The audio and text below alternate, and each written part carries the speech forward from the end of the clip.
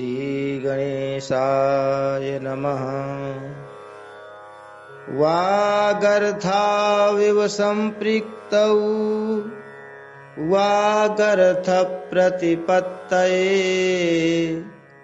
जगतः पितरौ वन्दे पार्वती परमेश्वरौ।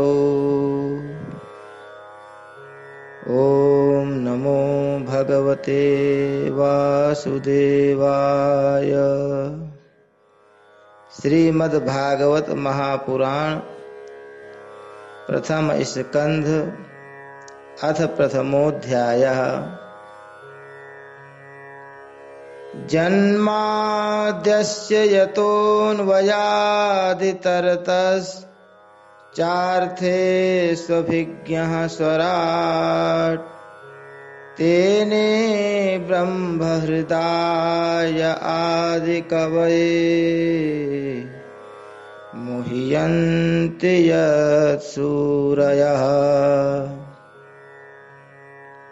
तेजो वारिमृदां यथा विनिमयो यत्र त्रिसर्गो मिषा धाम्ना स्वेन सदा निरस्तकुहकं सत्यं परं धीमहि। धर्मः प्रोज्झितकैतवोऽत्र परमो निर्मत्सराणां सताम् वेद्यं वास्तवमत्र वस्तु शिवदम् तापत्रयोन्मूलनम्। श्रीमद्भागवते महामुनिकृते किं वा परैरीश्वरः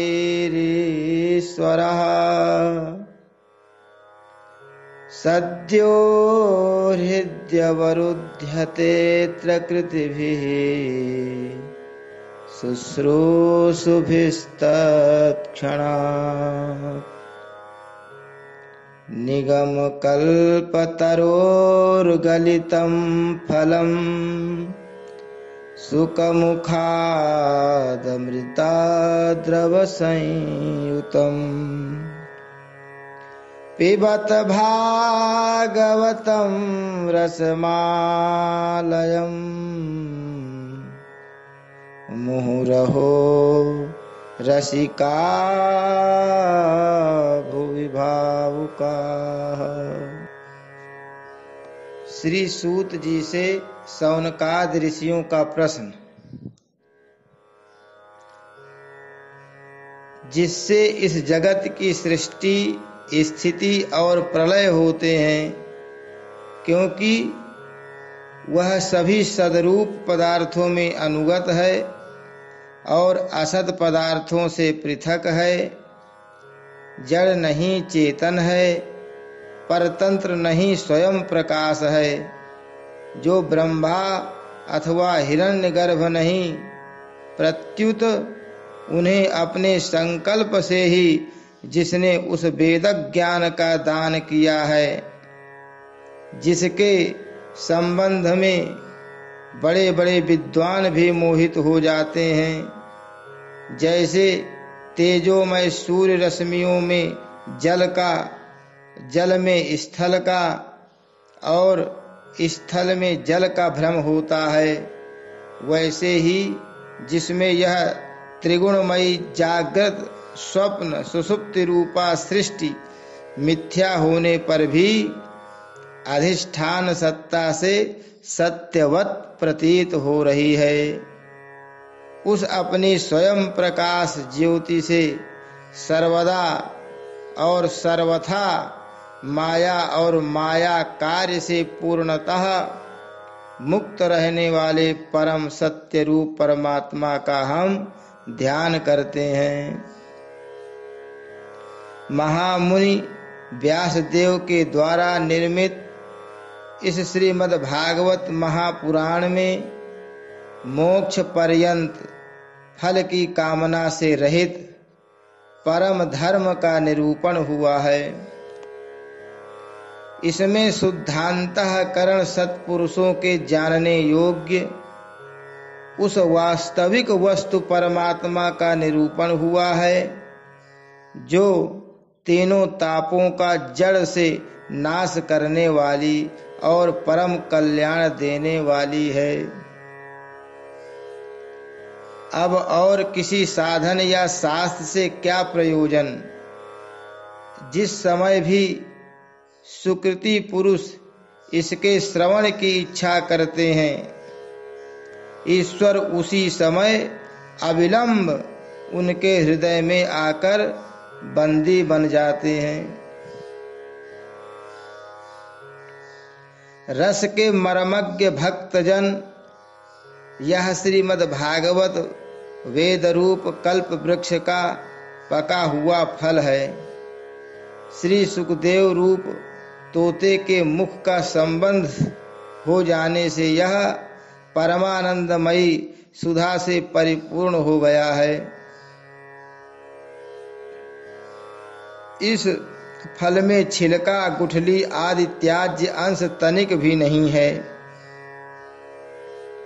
यह मूर्तिमान रस है।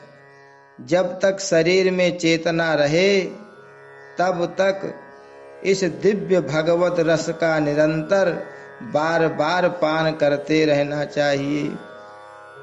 यह पृथ्वी पर ही सुलभ है। एक बार भगवान विष्णु एवं देवताओं के परम पुण्यमय क्षेत्र नैमिषारण्य में शौनकादि ऋषियों ने भगवत प्राप्ति की इच्छा से सहस्त्र वर्षों में पूरे होने वाले एक महान यज्ञ का अनुष्ठान किया। एक दिन उन लोगों ने प्रातः काल अग्निहोत्र आदि नित्य कृत्यों से निवृत्त होकर सूत जी का पूजन किया और उन्हें ऊंचे आसन पर बैठाकर बड़े आदर से यह प्रश्न किया। ऋषियों ने कहा, सूत जी, आप निष्पाप हैं।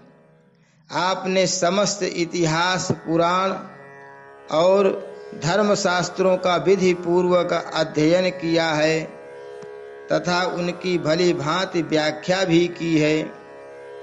वेद वेत्ताओं में श्रेष्ठ भगवान बादरायण ने एवं भगवान के सगुण निर्गुण रूप को जानने वाले दूसरे मुनियों ने जो कुछ जाना है, उन्हें जिन विषयों का ज्ञान है, वह सब आप वास्तविक रूप में जानते हैं। आपका हृदय बड़ा ही सरल और शुद्ध है। इसी से आप उनकी कृपा और अनुग्रह के पात्र हुए हैं। गुरुजन अपने प्रेमी शिष्य को गुप्त से गुप्त बात भी बता दिया करते हैं। आयुष्मान, आप कृपा करके यह बतलाइए कि उन सब शास्त्रों, पुराणों और गुरुजनों के उपदेशों में कलयुगी जीवों के परम कल्याण का सहज साधन आपने क्या निश्चय किया है। आप संत समाज के भूषण हैं। इस कलयुग में प्रायः लोगों की आयु कम हो रही है। साधन करने में लोगों की रुचि और प्रवृत्ति भी नहीं है। लोग आलसी हो गए हैं। उनका भाग्य तो मंद है ही, समझ भी थोड़ी ही है। इसके साथ ही वे नाना प्रकार की विघ्न बाधाओं से घिरे हुए भी रहते हैं। शास्त्र भी बहुत से हैं, परंतु उनमें एक निश्चित साधन का नहीं, अनेक प्रकार के कर्मों का वर्णन है। साथ ही वे इतने बड़े हैं कि उनका एक अंश सुनना भी कठिन है।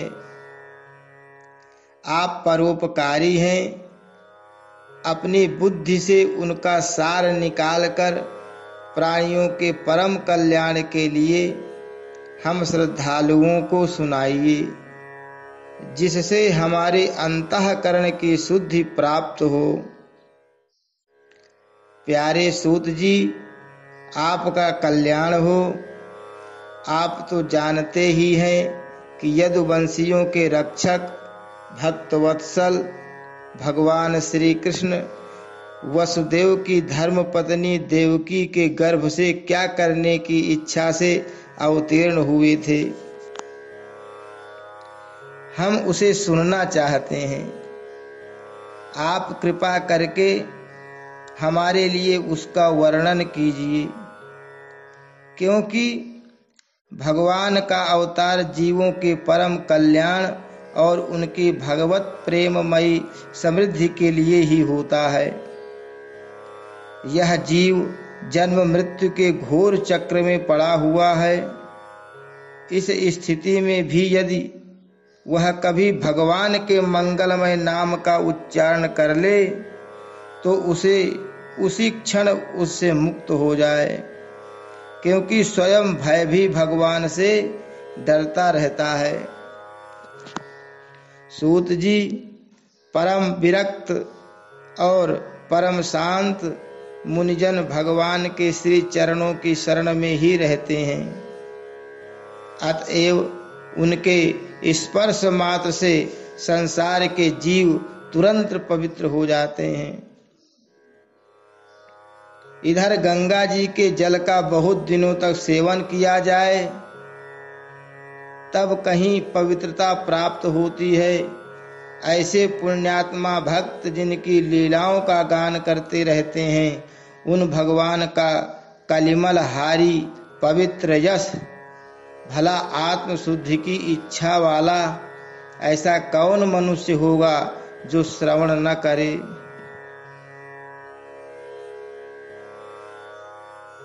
वे लीला से ही अवतार धारण करते हैं। नारदादि महात्माओं ने उनके उदार कर्मों का गान किया है। हम श्रद्धालुओं के प्रति आप उनका वर्णन कीजिए। बुद्धिमान सूत जी, सर्वसमर्थ प्रभु अपनी योग माया से स्वच्छंद लीला करते हैं। आप उन श्री हरि की मंगलमयी अवतार कथाओं का अब वर्णन कीजिए। पुण्य कीर्ति भगवान की लीला सुनने से हमें कभी भी तृप्ति नहीं हो सकती, क्योंकि रसज्ञ श्रोताओं को पद पद पर भगवान की लीलाओं में नए नए रस का अनुभव होता है। भगवान श्री कृष्ण अपने को छिपाए हुए थे। लोगों के सामने ऐसी चेष्टा करते थे मानो कोई मनुष्य हो, परंतु उन्होंने बलराम जी के साथ ऐसी लीलाएं भी की हैं, ऐसा पराक्रम भी प्रकट किया है जो मनुष्य नहीं कर सकते।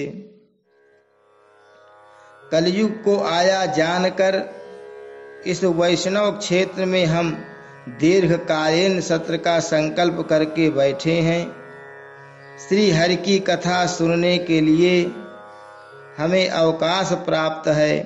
यह कलयुग अंतःकरण की पवित्रता और शक्ति का नाश करने वाला है।